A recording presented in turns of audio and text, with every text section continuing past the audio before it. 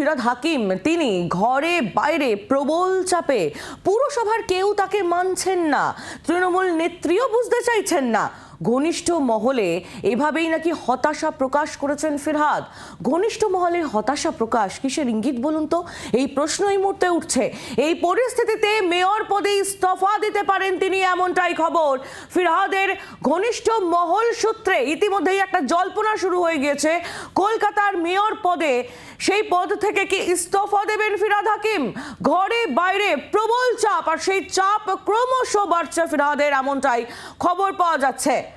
পুরসভার কেউ মানছেন না ফিরহাদকে, তার মধ্যে আবার পুরসভা থেকে অভিষেক বন্দ্যোপাধ্যায়ের কাছে নোটিশ, আর তাই নিয়েও একটা রীতিমতো আপনারা জানেন যে অভিষেক বন্দ্যোপাধ্যায়কে 25 তারিখ পর্যন্ত লাগাতার পুরসভা থেকে নোটিশ পাঠানো হচ্ছে। আর এই নিয়েও যখন ফিরহাদ হাকিমকে জিজ্ঞাসা করা হয় তখন তিনি সেরকম ভাবে স্পষ্ট করে কিছু বলেননি। তিনি বলছেন তিনি কিছু জানেন না, এই বিষয়ে সেরকম কিছু জানেন না। একটু শোনাবো আপনাকে ফিরহাদ হাকিমের বক্তব্য। এই ব্যাপারের সাথে আমার কোনো নলেজ নেই। কেএমসি বিল্ডিং ডিপার্টমেন্ট কাকে নোটিশ দেবে কাকে দেবে না, কোন নোটিশে কি সেকশন, এটা আমাদের পলিসি ম্যাটার নয়। আর এটার সাথে আমার থাকা আমার এখতিয়ারের মধ্যে নেই। ফিরহাদ হাকিম তার বক্তব্য আপনার শুনছিলেন। আমরা একটু সরাসরি চলে যাই রক্তিমার কাছে। আমাদের প্রতিনিধি রয়েছেন আমাদের সঙ্গে, রক্তিমা দাস।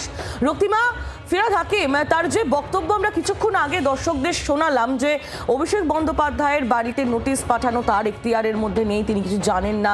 ফিরহাদ হাকিমকে দেখে বোঝা যাচ্ছে যে তার মধ্যে সেই তেজটা কিন্তু নেই, এবং তিনি যে ঘনিষ্ঠ মহলে যে হতাশা প্রকাশ করেছেন এটা যে খুব একটা ভালো ইঙ্গিত না, তা কি আর নতুন করে বলে দিতে হয় রক্তিমা?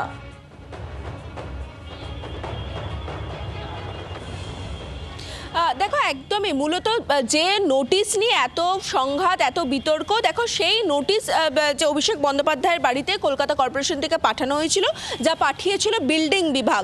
দেখো, মেয়র কিন্তু একাধারে তিনি বিল্ডিং বিভাগের এমআইসিও, ফলত বিল্ডিং বিভাগ থেকে নোটিশ যাচ্ছে, তাও কিন্তু যে কোনো সাধারণ মানুষের বাড়িতে নয়, একেবারে অভিষেক বন্দ্যোপাধ্যায়ের বাড়িতে।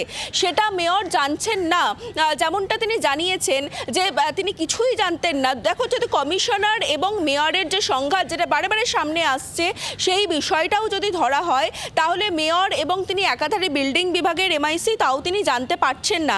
এবং দেখো, এই গোটা বিষয়টা যখন আমরা দেখলাম আগের দিন যখন বিধায়কদের নিয়ে এবং তারপরে যখন দেখা গেল এমআইসিদের নিয়ে মিটিং হলো কালীঘাটে, সেখানেও মমতা বন্দ্যোপাধ্যায় বিষয়টি নিয়ে অসন্তোষ প্রকাশ করেছিলেন, যেমনটা সূত্রের খবর। সেই জায়গা থেকে দেখো, যেমনটা মনে করা হচ্ছে যে এই যে ঘরে বাইরে তিনি চাপে রয়েছেন, যেটা যথেষ্ট অস্বস্তিতে তাকে ফেলছে। তিনি মেয়র হয়ে একাধারে তিনি কলকাতা পুরসভায় রয়েছেন, অথচ কলকাতা পুরসভার আধিকারিকরা হয় তাকে মানছেন না বা তার কথা শুনছেন না, আর নয়তো এই গোটা বিষয়টা থেকেই তিনি একেবারে অপারগ হয়ে দাঁড়িয়েছেন যে তিনি শুধুই মেয়র রয়েছেন, কিন্তু তার অর্ডার ফলো করা হচ্ছে না। এই দুটো বিষয়ই কিন্তু যথেষ্ট সমস্যার তৈরি হচ্ছে, এবং এই বিষয়টা নিয়েই যে অন্তর্দ্বন্দ্ব দেখা যাচ্ছে, সেটাই কিন্তু গত কয়েকদিন ধরে আমরা দেখতে পাচ্ছি। এবং দেখো, এই সমস্ত কিছু নিয়েই যেমনটা জানা যাচ্ছে যে আজকে মিটিং রয়েছে বিকেলে, কালীঘাটে মিটিং ডাকা হয়েছে সমস্ত কাউন্সিলরদের নিয়ে। কারণ এইভাবে যদি চলতে থাকে তাহলে আগামী দিনে পুরসভার ভবিষ্যৎ কি হবে, সেটা নিয়ে কিন্তু অশনি সংকেত দেখছে তৃণমূল, বলাই যায়। এবং সেই জায়গা থেকে তার মধ্যে একের পর এক কাউন্সিলরের গ্রেফতারের খবরও সামনে আসছে রক্তিমা, তাই সব মিলিয়ে পরিস্থিতি ক্রমশ জটিল হচ্ছে। তুমি নজর রাখো, ধন্যবাদ তোমায়। বাংলার আওয়াজ, বাঙালির আবেগ, জি 24 ঘন্টা।